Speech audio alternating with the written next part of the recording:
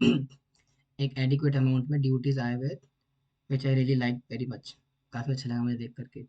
Okay, I think ये हमारी first slide है।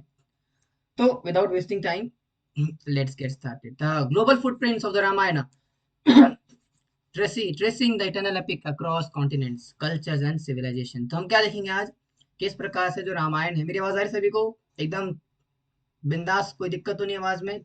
खाली बैठे सारे एकदम फोकस के साथ बैठे हैं? बिल्कुल जी, शुरू करेंगे। तो आज हम चर्चा करेंगे, देखेंगे किस प्रकार से जो रामायण है वो अलग अलग प्रांतों में, अलग अलग देशों में, अलग अलग सभ्यता के अंदर किस किस प्रकार से विराजमान है। ठीक है। लेकिन उन सबसे पहले हम डिस्कस करेंगे भगवान श्री रामचंद्र जी का प्राकट्य। लेकिन उससे पहले आपसे पूछूंगा, अरे मैंने दिखा पहले दिया, आपके हिसाब से रामायण या फिर भगवान श्री रामचंद्र का प्राकट्य कब हुआ? जल्दी बताइए, ऐसा समय नहीं हमारे बजाना, मतलब समय है लेकिन I don't want to waste that, ज्यादा समय वेस्ट नहीं करूंगा मैं। आप लोगों के हिसाब से रामायण कब हुई थी, कितने समय पहले हुई थी, या फिर राम जी का प्राकट्य कब हुआ? आपको क्या लगता है? बताइए। सत्ययुग में कहाँ से हुआ? और क्या कह रहे हैं डिवोटीज? सत्ययुग में नहीं। आप ईयर पूछ रहे हैं प्रभु जी? हाँ जी, ईयर। त्रेता युग में तो हुआ है, मुझे पता है। ईयर मतलब कितने साल पहले हुआ है, हाउ मेनी ईयर्स बिफोर, कितने साल पहले। अभी मूवी भी आई थी रिसेंटली, कौन से, अक्षय कुमार की, कौन सी थी वो, कौन सी मूवी थी, नाम क्या था उसका, राम सेतु। उसमें बताया भी था इस चीज को। और वैसे भी सुना होगा आपने कभी ना कभी तो, कि कितने साल पुरानी रामायण है, कितने साल हो गए रामायण को बीते हुए। बताइए। नहीं पता? No idea. कृष्णा, कोई पता नहीं? नो। ओके, तो पता होना चाहिए। मतलब वैसे कहा जाता है बाहर की दुनिया में कि रामायण जो है आज से 7,000 साल पहले उसका पुराना इतिहास बताया जाता है। ये रामायण को बताया जाता है कि 7,000 साल पहले का उसका पुराना इतिहास है। और जो क्या बोलेंगे, भगवान श्री कृष्ण की लीलाएं हैं, उसको 5,000 साल पुरानी बताई जाती है।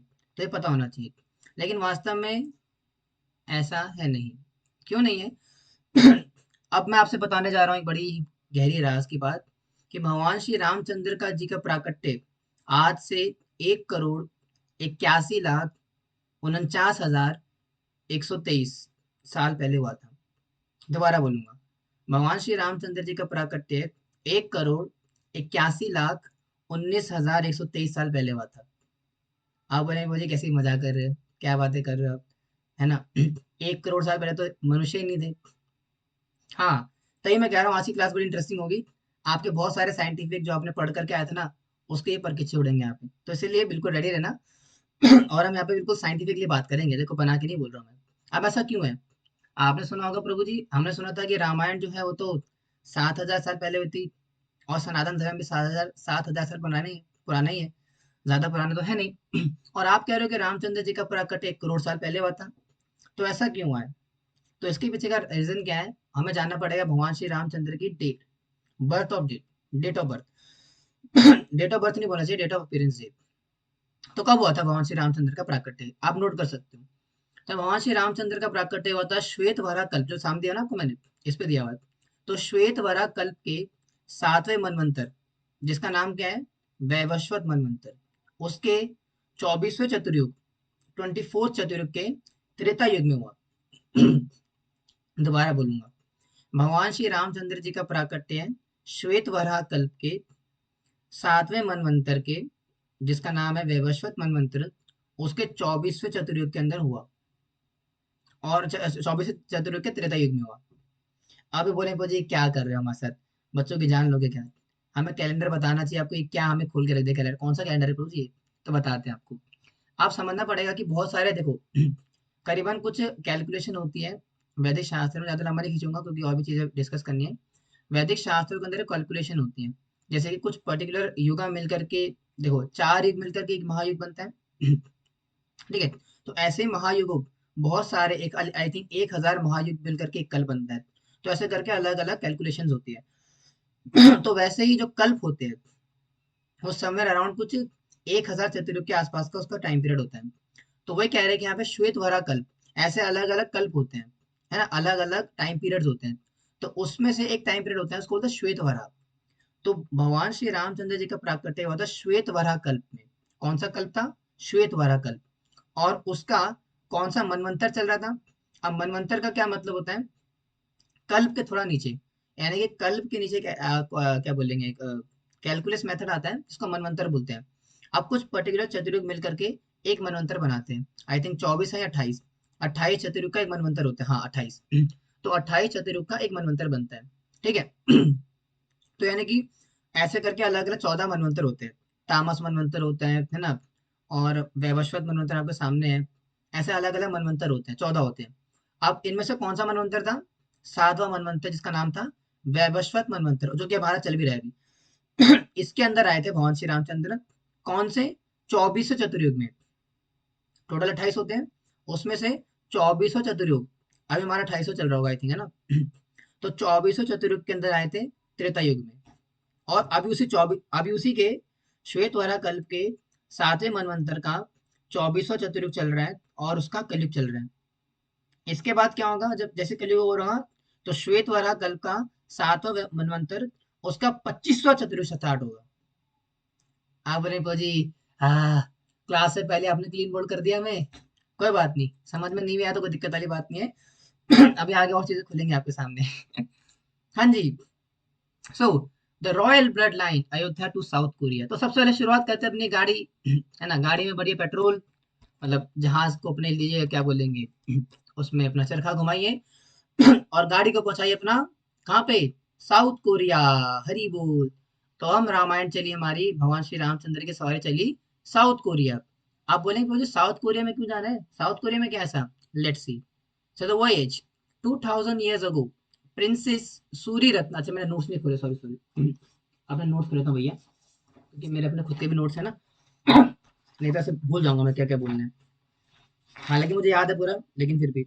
हाँ जी। तो आज से 2000 साल पहले, साउथ को कितने साल पहले? 2000 साल पहले। आज से 2000 साल पहले एक महारानी हुआ करती थी, रानी हुआ करती थी। कहाँ पे? अयोध्या में। अयोध्या में एक रानी रहा करती थी, एक राजकुमारी रहा करती थी, रानी तो बाद में बनी। एक राजकुमारी रहा करती थी, जिसका नाम था क्या?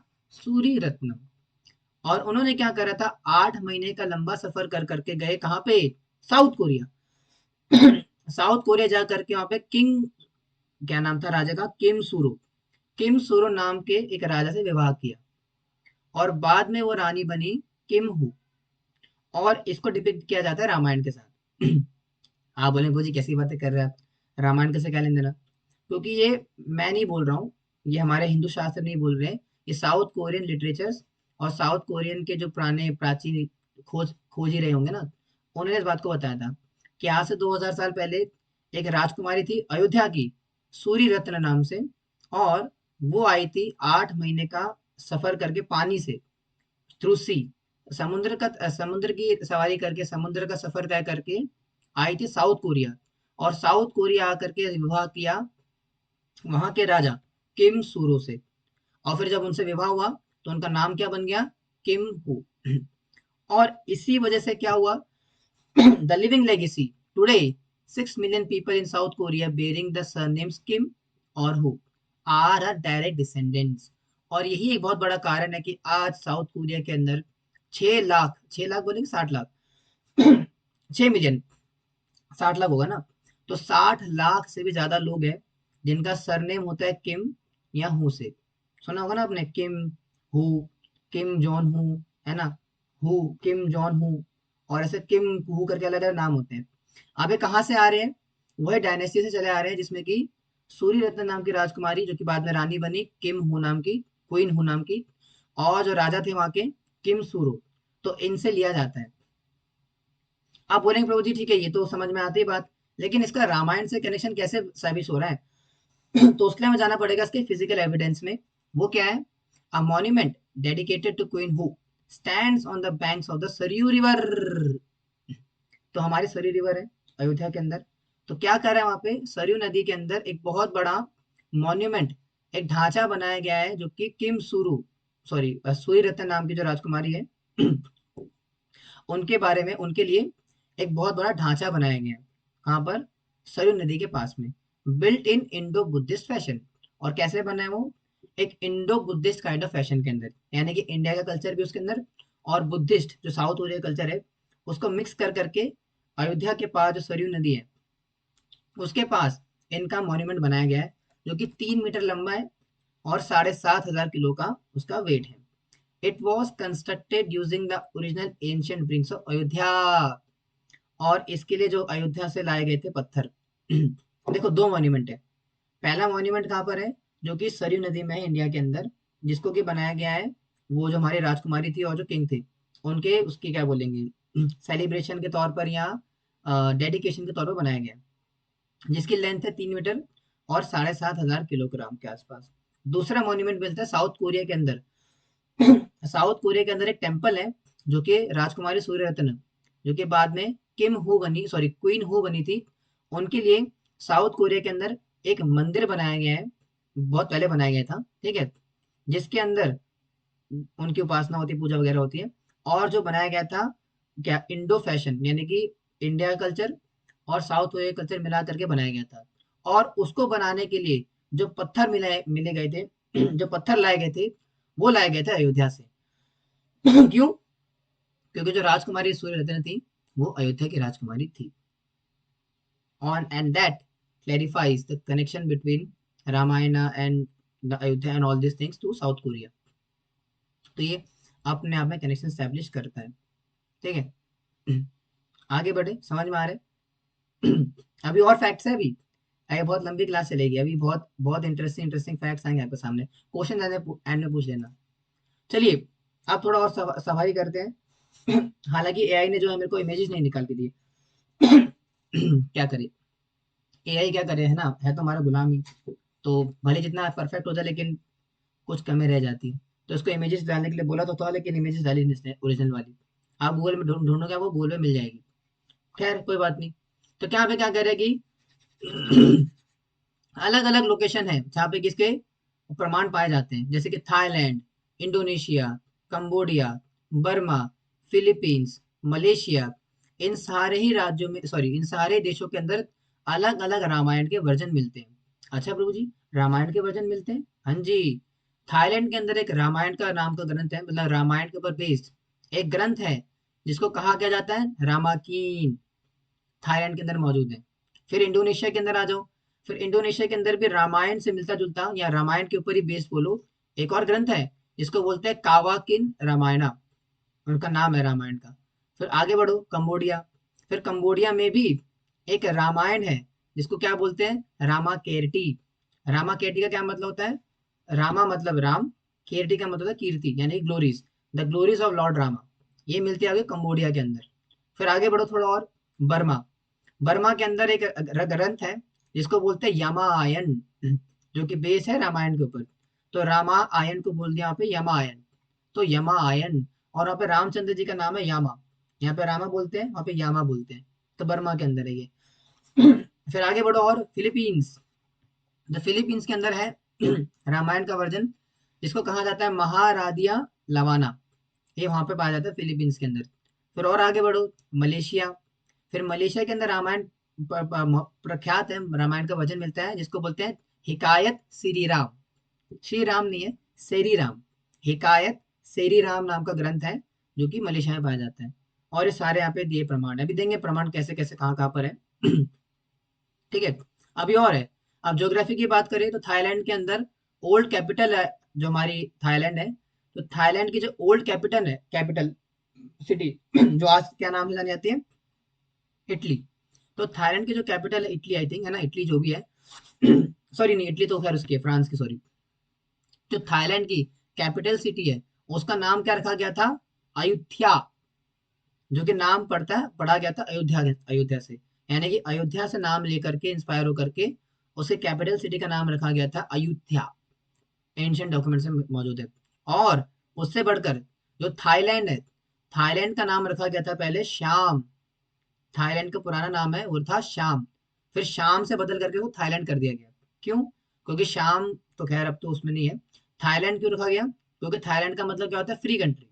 इसलिए थाईलैंड का नाम जो पहले श्याम हुआ करता था उसको बदल करके थाईलैंड कर दिया।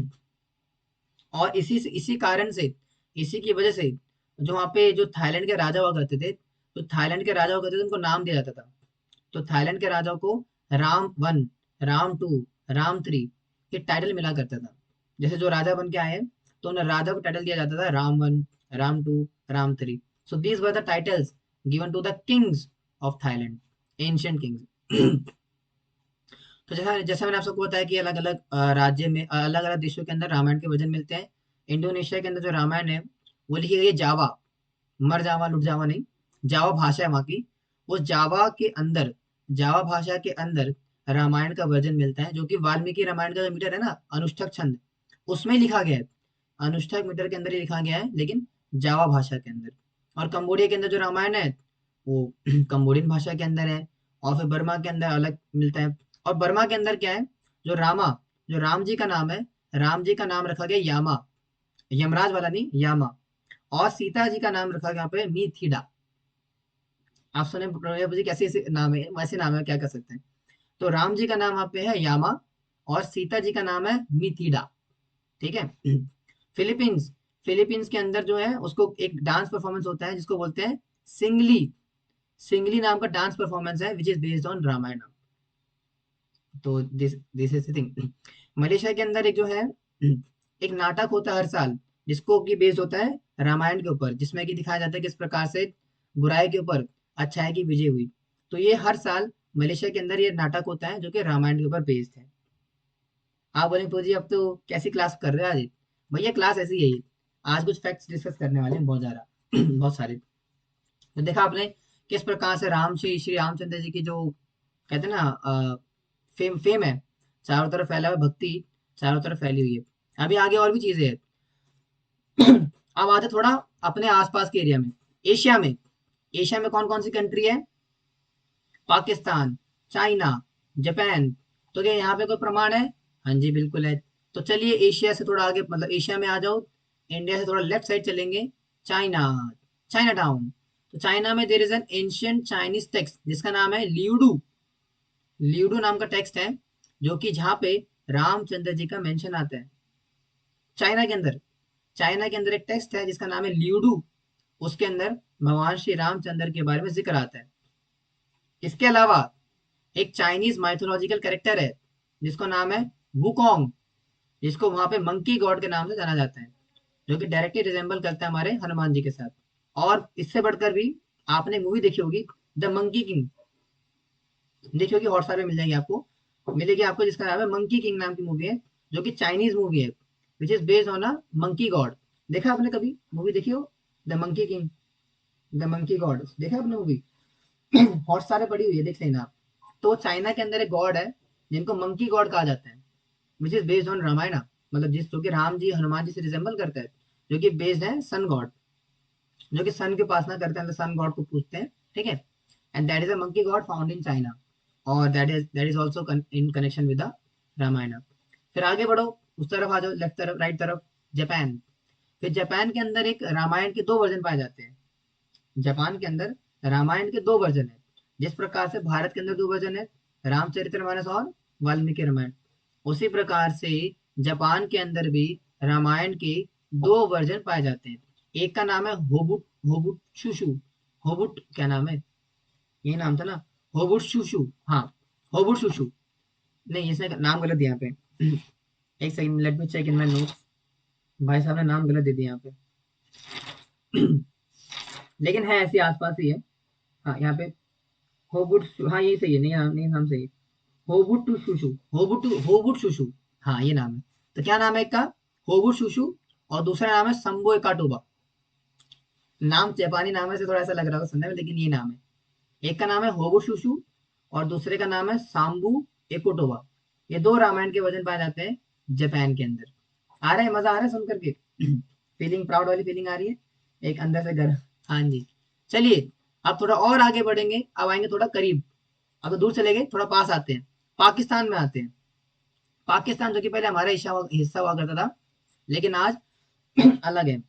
तो पाकिस्तान का जो लाहौर एरिया है, जो लाहौर आज नाम है, हमें क्या लगता है कि लाहौर का नाम रखा गया उसके लाहौर नमक, लाहौरी नमक की वजह से। लेकिन नहीं, लाहौर का जो पुराना नाम था वो क्या है? लवपुरी। जो लाहौर का पुराना नाम है वो है लवपुरी। और वहां पे क्या पाए जाते हैं, मतलब वहां पे जो है वाल्मीकि जी ने अपने दोनों जो शिष्य है, लव और कुश है ना, लव और कुश कौन है, भगवान श्री रामचंद्र जी के पुत्र है। तो उनको भेजा था प्रचार करने के लिए, तो रामायण तो उनके नाम पर इस जगह का नाम पड़ा था लवपुरी। फिर बाद में जब पाकिस्तान हिंदुस्तान का बंटवारा हुआ, तो फिर लाहौर को कन्वर्ट कर दिया, लाहौरी लवपुरी को कन्वर्ट कर दिया लाहौर के अंदर। ज्यादा इसमें कुछ है नहीं। अब और आगे बढ़ेंगे, आगे बढ़ेंगे तो हम देखेंगे किस प्रकार से गुरु ग्रंथ साहिब जी, आप सर नाम सुना है गुरु ग्रंथ साहिब का, बहुत ही प्रख्यात ग्रंथ है हमारे क्या बोलते हैं सिख भाइयों के अंदर। तो गुरु ग्रंथ साहिब के अंदर भी भगवान श्री रामचंद्र का नाम कितनी बार आता है, 2533 बार भगवान श्री रामचंद्र का नाम आता है। और हरि, हरि नाम आता है 8344 बार। और प्रभु नाम आता है 1371 बार। और गोपाल नाम आता है 491 बार। ये गुरु ग्रंथ साहिब जी के अंदर आता है। आप बोले मुझे ठीक है, गुरु ग्रंथ साहिब जी तो हमारे भारत में ही थे, मतलब उस सब तो उसमें कोई हैरानी की बात नहीं है। तो हैरानी की बात ले चले आपको फिर अब। आप थोड़ा दूर ले चलते हैं आपको, कहाँ ले चलते हैं, इजिप्ट। हरी बोल, चले। अच्छा इजिप्ट अभी आया नहीं, सॉरी सॉरी, इजिप्ट नहीं आया अभी, इजिप्ट नेक्स्ट आएगा। कहाँ चलेंगे अब, सीरिया। हरी बोल। तो चलिए, West Asian king, kings of the ancient desert. अब चलेंगे कहाँ पे, सीरिया में। तो सीरिया और इराक के अंदर historical record confirms king ruling this regions 3300 years ago before name directly connected to Ramayana. तो सीरिया के अंदर और इराक के अंदर, एक second let me check my notes. मैं कुछ गलत नहीं बोलना चाहता आज, मैं बोलता हूँ एकदम सही बोलना चाहता हूँ। तो कहाँ पर है भैया सीरिया, ये रहा। हाँ, तो सीरिया और इराक के अंदर आज से 3300 साल पहले, 3300 साल पहले एक राजा हुआ करते थे सीरिया के अंदर और इराक के अंदर, जिनका नाम था Rama. According to the historians, historians के हिसाब से आज से 3300 साल पहले सीरिया और इराक के राजा थे, जिनका नाम था राजा। और इसके अलावा टर्की, टर्की के अंदर एक एम्पायर था, टर्की के अंदर जिसका नाम था हिट्टी, लिखा हुआ है बेवकूफ ने, हिट्टी नहीं हिप्पी था। ठीक है, हिट्टी नहीं है, हिप्पी एम्पायर। तो टर्की के अंदर एक एम्पायर था जिसका नाम था हिप्पी, जहां पे कि मेंशन आता है सिंह द्वार का। एंड सिंह द्वार हम सब जानते हैं किस प्रकार से कनेक्टेड है, रावण की, रावण की क्या बोलते हैं, लंका से, है ना। तो सिंह द्वार का जिक्र आता है कहाँ पे, टर्की के अंदर, हिप्पी एम्पायर के अंदर। और अगर और आगे बढ़ेंगे तो royal records, record shows a queen named Gusaliya, a name linguistically traced directly to queen Kaushalya. और टर्की की हिप्पी एम्पायर के अंदर ही एक महारानी का जिक्र आता है, एक रानी का जिक्र आता है। मेरी आवाज ज्यादा तो नहीं हो रही, मतलब ओ कम कम ज्यादा तो नहीं हो रही ना, एकदम सही आ रही है ना आवाज, आवाज में कोई इशू तो नहीं आ रहा। ठीक है। तो वहां के रिकॉर्ड्स के अंदर एक रानी का जिक्र आता है जिसका नाम है गुसलिया। क्या नाम है, गुसलिया, जिसको कि नाम दिया गया था किनसे, कौशल्या जी के साथ। और हम सब जानते हैं कौशल्या जी कौन है, भगवान श्री रामचंद्र जी की वन ऑफ द मदर, उनकी क्या बोलेंगे लक्ष्मण जी की माता श्री, है ना। तो कौशल्या, कौशल्या जी के नाम पर उनका नाम रखा गया होगा Gusaliya, which is directly relevant. और अगर ज्योग्राफी की बात करें, the region features and river known as Jalan, Nalanda लिखना था, जालंधर लिख दिया। और वहीं पर ही, कहाँ पर, सीरिया के अंदर, सीरिया के अंदर, टर्की के अंदर, या जो एरिया होगा यूरोप का, वहां पर एक नदी है जिसका नाम क्या है, लानंदा, नालंदा नहीं, लानंदा। जो कि नाम कहाँ से पड़ा, नालंदा यूनिवर्सिटी जो हमारी पहले हुआ करती थी, तो नालंदा से पड़ा लानंदा। और इसके अलावा वहां पे एक वहां पे एक नदी है जिसका नाम है हिंदू रिवर, जो कि अगेन रिजेंबल करते हैं हमारे सनातन धर्म के साथ, और कहीं ना कहीं उसका रामायण से भी कुछ ना कुछ कनेक्शन रही होगा। अब और आगे बढ़ेंगे, now let's come up to Egypt, मिस्र चलते हैं, है ना। मम्मी, इजिप्ट, मम्मी देखी होगी आपने, इजिप्ट की, है ना। और क्या बोलते हैं वहाँ की कहानी सुनी होंगी आपने, है ना। इजिप्ट में जा करके जो है बड़ी बड़ी मूवी देखी होंगी आपने, किस प्रकार से मम्मियाँ होती है ना, खजाने, मिस्र, बड़े बड़े पिरामिड याद आ रहे होंगे। लेकिन वहां पर भी रामायण के अवशेष मिलते हैं, कैसे, आओ चर्चा करते हैं। The etymology, the name Egypt is derived from Ajapati, named after Aja, the grandfather of Shri Ram, Shri Ramchandra भगवान की जय। तो इजिप्ट का जो नाम इजिप्ट है वो कहाँ से पड़ा, उसका नाम पड़ा इजिप्ट फ्रॉम अजपति। अजपति नाम से इजिप्ट का नाम पड़ा था, जिसको नाम रखा गया बाद में अज, जो कि अज जो है ना, अज शब्द आया था अजपति से, जो कि कौन है, श्री रामचंद्र जी के दादाजी, यानी कि पिताजी के पिताजी, दशरथ महाराज के पिताजी। तो उनका नाम था अजपति, और अजपति से डिराइव करके इजिप्ट का नाम रखा गया इजिप्ट। ठीक है जी, आगे बढ़ते हैं। और sun dynasty, Egyptian kings were members of the sun god dynasty. The sun god is Ra, drawing from the lord Rama's appearance in the Suryavansh. All kings are historically considered Vaishnavas. और जो इजिप्ट के राजा थे, उनको क्या बोला जाता है, that they are the descendants of the sun god, यानी कि वो डिसेंडेंट्स है सन गॉड के। आपने देखा होगा अक्सर की जो हमारे क्या बोलते हैं इजिप्शियंस है, वो सूर्य की उपासना करते हैं, है ना, सन गॉड की उपासना करते हैं। तो सन गॉड की उपासना क्यों करते हैं, क्योंकि जो रामचंद्र जी है किसमें आए थे, सूर्य वंश के अंदर आए थे। तो सूर्य वंश में राम जी के आने की वजह से they worship sun as god, मतलब सन गॉड की उपासना करते हैं, बिकॉज हमारे जो भगवान श्री रामचंद्र है वो सूर्य वंश के अंदर आए थे, which is directly in connection with Ramayana. और जो सन गॉड है उनको क्या बोलते हैं वहां पे, रा। ठीक है, रा मतलब, रा का मतलब होता है, जैसे जो राजा बना करते थे उनके उनके नाम क्या क्या रा लगा करते थे। होमुन रा, सुना ना, होमुन रा। और एल्बित्रा, एल्पित्रा, कलपत्रा, होमुन रा। तो नाम के जो राजा हुआ करते थे आगे, उनके नाम क्या क्या लगाया जाता था, रा। रा का मतलब था सन गॉड, सन गॉड का मतलब सूर्यवंश। ठीक है। और जो जितने भी राजा हुआ करते थे उनके सारे थे वैष्णवास। अब बोले मुझे कैसी बात है, कर वैष्णवास राजा ऐसे कैसे हो सकता है। वैष्णवास क्यों, क्योंकि जितने भी जो आर्कियोलॉजिकल फैक्ट्स में जो कहते हैं ना, क्या बोले, इमेजेस वगैरह मिली है, जितने भी जो चीजें मिली हैं, उसमें जितने भी जो इजिप्ट के राजा हुआ करते थे, उनके शरीर के अंदर 12-13 तिलक पाए जाते थे वैष्णवों के, है ना। हम लगाते हैं ना 12 तिलक शरीर के अंदर, पेट पे, नाभि पे, छाती पे, सर पे, पीठ पे, फिर यहाँ नीचे की तरफ लोअर बैक में, हाथों में दो दो चार, ऐसे 12 तिलक लगाते हैं ना। वैसे ही मिस्र के राजा भी अपने शरीर के अंदर ऐसे 13 तिलक लगाया करते थे। ठीक है जी, आगे बढ़ेंगे।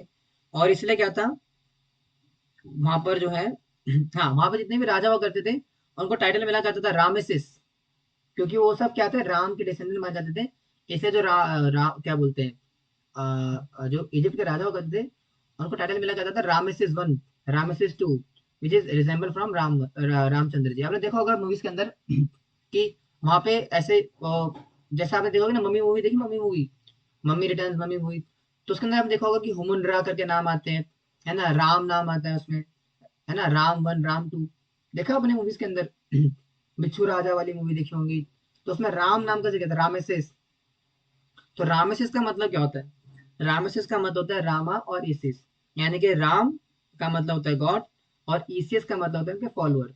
यानी कि वहां के जो इजिप्ट के राजा हुआ करते थे वो अपने आप को रामेसिस करके बुलाते थे, that means the follower of Ramchandra, and we know Ramchandra है दी गॉड। इसलिए आपने देखा होगा रामा टूट करके कैरेक्टर भी आता है मार्वल एवेंजर्स के अंदर। एवेंजर्स मूवी के अंदर, एवेंजर्स के अंदर एक कैरेक्टर आता है रामा टूट करके, and that is also derive from Ramchandra भगवान। और कुछ है इसमें बताने के लिए, अमुन राम, हाँ जी। और इनके बारे में कहा जाता था कि इजिप्ट के बहुत प्राचीन राजा हुआ करते थे, जिनका नाम क्या था, अमुन रा, अमुन रा। और इनके बारे में कहा जाता था कि इनका कॉम्प्लेक्शन क्या था, डार्क ब्लूइश कॉम्प्लेक्शन था। और हम सब जानते हैं कि डार्क ब्लूइश कॉम्प्लेक्शन किनका है, श्री रामचंद्र जी का, है ना।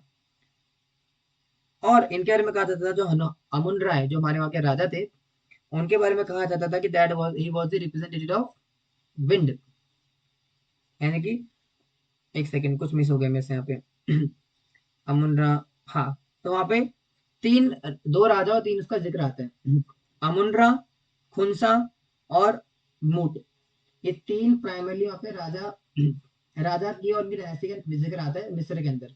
कौन कौन से, अमुन रा, खुनसा और मूट। ये कौन कौन थे, अमुन रा तो राजा थे, और खुनसा, खुनसा थे उनके बेटे सुपुत्र, और मूट उनके धर्म पत्नी। And it is compared with, Amun Ra is compared to lord Rama, Mut compares to Sita, और Khonsu is compare to Lakshmana. क्यों, क्योंकि लक्ष्मण जी सीता माता को अपनी माँ के समान देखते थे, इसीलिए उनको बेटे के रूप में दिखाया गया। और जो खोंसा है, खोंसा यानी कि जो उनके बेटे हैं, खोंसा को बोला जाता है कि वो एक बहुत बड़े सांप के रूप में है, जो कि पूरी सिविलाइजेशन, पूरी जो कहते हैं ना जनसंख्या है, उनको प्रगति पहुंचान करते। और वो कौन सा सांप है हिंदू धर्म के अंदर, सनातन धर्म के अंदर? दैट इज अनंत शेष, जो कि लक्ष्मण जी के ही अवतार है, मतलब लक्ष्मण जी उन्हीं से आते हैं। And that is also similarity दोनों के अंदर, है ना। ये हो गया। और भी चीजें हैं, लेकिन अब इसमें ज्यादा समय लग जाएगा। हाँ। So that was the thing. इस प्रकार से इसका इजिप्ट के साथ भी कनेक्शन। मैंने बताया ना आपको, अमुनरा, अमुनरा आए थे, मूट और खुनसा, खोनसू, खोनसू। तो ये तीन थे जिनको कंपेयर किया गया किनसे? Amun Ra is considered to be lord Rama, Mut is considered to be माता सीता, और Khonsu was compare to with Lakshmana. और कहा जाता है कि जो अमुनरा है वो ब्लूइश कम्प्लेक्शन के थे, दैट रिजेंबल्स फ्रॉम, क्या बोलते हैं, रामचंद्र जी। और वो मालिक थे वायु के। वायु के मालिक कौन, यानी वायु के मालिक मतलब वायु के रिप्रेजेंटेटिव कौन है? हनुमान जी। और हनुमान जी के मालिक कौन है? Ramchandra ji. And that also resembles कि अमुनरा भी किनके मालिक है? वायु के। और वायु के रिप्रेजेंटेटिव कौन है? हमारे हनुमान जी। और रामचंद्र जी उनके मालिक है, तो दैट ऑल्सो रिजेंबल्स। और मूड सीता महारानी, है ना। और खोनसु लक्ष्मणा, विच इज अनंत शेषा, जिनसे की पूरी सृष्टि का रचना होती है, सृष्टि का पालन पोषण होता है। So that is also there. ठीक है जी, आया समझ में? मिस्र की सवारी करिए सबने, मजा आया सुन करके मिस्र? आप थोड़ा मिस्र से और आगे बढ़ेंगे। अब आगे बढ़ते हैं कहाँ पे? यूरोप। यूरोप चलते हैं। तो यूरोप में कहाँ आगे कहाँ पे? यूरोप के अंदर उसकी राजधानी क्या है? इटली। इटली की राजधानी क्या है? रोम। तो रोम बना, रोम का नाम रोम कैसे पड़ा? Let me take out my note. हाँ जी। So the capital city of Italy was linguistically derived from Lord Rama. Just as the Sanskrit Nasika evolved into the English nose, Rama evolved into Rome. यानी कि रोम का नाम Rome कैसे पड़ा? राम जी से पड़ा। तो रोम का नाम रोम क्यों पड़ा? राम क्यों नहीं रखा? क्योंकि जिस प्रकार से नासिका, नासिका संस्कृत का वर्ड है, तो नासिका वर्ड को जब इंग्लिश में ट्रांसलेट किया जाता है तो नोज बन जाता है, नासिका बिकम्स नोज। उसी प्रकार से राम बिकम्स रोम। ठीक है। और आपको समझ में बोले मुझे, ऐसे तो रैंडम रख दिया होगा ना, मतलब रोम नाम तो जरूरी थोड़ा ना कि राम जी के नाम पे रखा होगा, रैंडमली तो रखा गया होगा। लेकिन नहीं, तो रोम का नाम रोम कब पड़ा? रोम का नाम रोम पड़ा था 21 अप्रैल 753 बीसी। आप बोले मुझे, अच्छा 21 अप्रैल 753 बीसी को क्या था? हाँ जी, रामनवमी, जो कि आज है। यानी कि 21 अप्रैल 753 बीसी को रोम का नाम रोम पड़ा था, और उस दिन क्या थी? रामनवमी। तो ऑफ कोर्स रामनवमी के दिन ही रोम का नाम रोम रखा गया था भगवान श्री रामचंद्र जी के ऊपर। ठीक है। और कई सारे आर्कियोलॉजिकल एविडेंसेस मिले हैं रोम के अंदर, which clearly depict that that has a connection with the Ramayana. चलो ठीक है, इतना नहीं मानता कोई, बोले प्रभु जी ये तो रैंडम हो गया, तुक्का होगा। तो चलो फिर, अब यूरोप के अंदर ही, इटली के अंदर ही एक और स्थान है जो कि डायमेट्रिकली अपोजिट है रोम के, दैट इज रेवेना। अब रेवेना कहाँ से आया? रावण से आया। क्यों? क्योंकि रामचंद्र जी क्या अच्छाई के प्रतीक है, और रावण के बुराई का प्रतीक। इसीलिए यूरोप के अंदर, रोम के इटली के अंदर ये दो अलग अलग स्थान बताए गए हैं। यानी कि एक उत्तर है तो दूसरा पश्चिम, रोम और Ravenna. Rome represents lord Rama and Ravenna represents Ravan. And that is also have a connection with a deep connection with Ramayana. Interesting right? चलिए, अब थोड़ा और सवारी करते हैं रोम की। तो रोम के अंदर एक राज्य पड़ता है, कौन सा? Vatican city. यूरोप के अंदर, यूरोप के अंदर कौन सिटी आती है? Vatican city. अब वेटिकन सिटी की फेमस है क्रिश्चियनिटी के लिए ना, क्रिश्चियनिटी बहुत फेमस है यहाँ पे। तो भला ये वाटिका जो, सॉरी वेटिकन नाम जो है, वेटिकन कंट्री का वेटिकन कैसे पड़ा? तो इसका संस्कृत रूट वर्ड है वाटिका। तो वाटिका से पड़ा वेटिकन। और वाटिका, वेटिका फर्दर इवॉल्व हुआ वाटिका के अंदर, फिर जाकर के वेटिकन बना। लेकिन वाटिका भी ओरिजिनल वर्ड नहीं है। वाटिका आता है संस्कृत वर्ड से, जिसका नाम क्या था? एक सेकेंड, कहाँ पर है? वेटिकन सिटी में ना। ओहो, इतना सारा लिख देना, मिल ही नहीं रहा। एक second, I don't want to miss any fact. आज पूरे फॉर्म में हूँ मैं, छोड़ूंगा नहीं किसी को। हाँ जी, तो यहाँ पर है। हाँ, कहाँ गया? हम्म, हाँ। हाँ, और कहा जाता है, नहीं एक सेकेंड, संस्कृत वर्ड वाटिका, हाँ ये था, ठीक है, ठीक, ओके, ये। हाँ, तो वेटिकन जो नाम है, वेटिकन नाम रखा गया था कंट्री का वाटिका से। और वाटिका संस्कृत वर्ड है जो कि जिससे कि उत्पत्ति होती है वाटिका, है ना। वाटिक, वाटिक नाम का संस्कृत का वर्ड है, और वाटिक से आता है वाटिका। और वाटिका कौन सी है? वाटिका कनेक्शन किसके साथ है बताओ, कॉमन बताओ। वाटिका इज रिलेटेड टू whom? जब नाम में मन में बात आती है वाटिका, तो कौन सी वाटिका याद आती है? बताइए, फटाफट बताइए, कौन सी वाटिका? Ashok Vatika, very good. तो अशोक वाटिका, तो वाटिका के नाम पे रखा गया वेटिकन। और ऐसा नहीं कि हम तुक्का मार रहे हैं, देखो, historians and archaeologists believe that a massive temple dedicated to Lord Shiva originally stood on the exact location where Vatican City is currently built। और ऐसा कौन कह रहा है? आर्कियोलॉजिकल सर्वे बताता है कि जिस स्थान पर आज पूरा का पूरा वेटिकन सिटी, वेटिकन देश जो पूरा मौजूद है, उस स्थान में पहले, आज से बहुत साल पहले, एक बहुत बड़ा शिव जी का मंदिर था, जिसमें कि शिव जी की उपासना की जाती थी। और बहुत बड़ा शिवलिंग भी पाया गया है, ऐसा आर्कियोलॉजिकल सर्वे बताया गया है, जो कि वेटिकन सिटी में पाया गया है, which of course has a deep connection with Sanatan Dharma. आ रहा है ना, मजा आ रहा है? ठीक है। तो अब और चक्कर लगाते हैं रशिया, अब थोड़ी और चक्कर लगाते हैं इसके क्या बोलते हैं, यूरोप के, और आगे बढ़ेंगे रशिया की ओर। रशिया हमारा फेवरेट कंट्री, हमारा फ्रेंड। तो रशिया के अंदर क्या है भला? रशिया का नाम रशिया क्यों पड़ा? The word Russia originate from the Sanskrit word Rishi. Historically this entire reason was a massive hub of rishis. तो रशिया जो नाम है कंट्री का, रशिया नाम पड़ा है ऋषि से, जो कि संस्कृत का वर्ड है ऋषि। इसका मतलब होता है बहुत सारे ऋषि गुणों का जमावड़ा, उसको ऋषि बोलते हैं। तो ऋषि से पड़ा रशिया, तो ऋषियों का देश है रशिया। तो रशिया का नाम पड़ा Russia from the Sanskrit word rishi. और अगर ज्योग्राफिकली बात करें, तो रशिया के अंदर एक नदी नदी बहती है, एक रिवर बहती है, जिसका नाम है क्या? सीता। यस यस, सीता नाम है। तो रशिया के अंदर एक नदी बहती है जिसका नाम है सीता नाम की। और इसके अलावा दो नदियां और बहती है जिसका नाम है रामा, नहीं काम है, काम और मोक्ष। तो काम और मोक्ष नाम की नदी बहती है कहाँ पे? रशिया के अंदर। सीता, काम, मोक्ष नाम की नदियां बहती है, जो कि कनेक्शन किसके साथ आता है? रामायण के साथ और सनातन धर्म के साथ। और आर्कियोलॉजिकल सर्वे बात करें तो वहां पे क्या है? आर्कियोलॉजिकल सर्वे के अंदर एक बहुत बड़ा गरुड़ स्तंभ पाया गया है। गरुड़ स्तंभ तो नहीं बोलेंगे, मतलब दिख रहा है ना आपको, सामने इमेज बनी हुई है लेफ्ट तरफ, दिख रहा होगा आपको, दो पंछी बने ना, पंछी पंछी पंछी, ये जो बने बड़े, ये पाया गया कहाँ पे? वहां की दीवारों के अंदर, जो पुरानी प्राचीन दीवार है, वहां की आर्कियोलॉजिकल सर्वे के हिसाब से इसको बोला जाता है वोल्गा। वोल्गा इसको बोला जाता है, पूरी इसको डिपिक्ट किया जाता है। सॉरी सॉरी सॉरी, ये वोल्गा कहलाएगा। हाँ सॉरी, वोल्गा स्थान कुछ और है। वोल्गा जो रिवर, वोल्गा एक नदी यहाँ पे, सॉरी दोबारा बोलूंगा, दोबारा सुनना। वोल्गा नाम की नदी बहती है कहाँ पर? वहां पे रशिया के अंदर, जहां पर की भगवान श्री विष्णु के विग्रह मौजूद मिले हैं।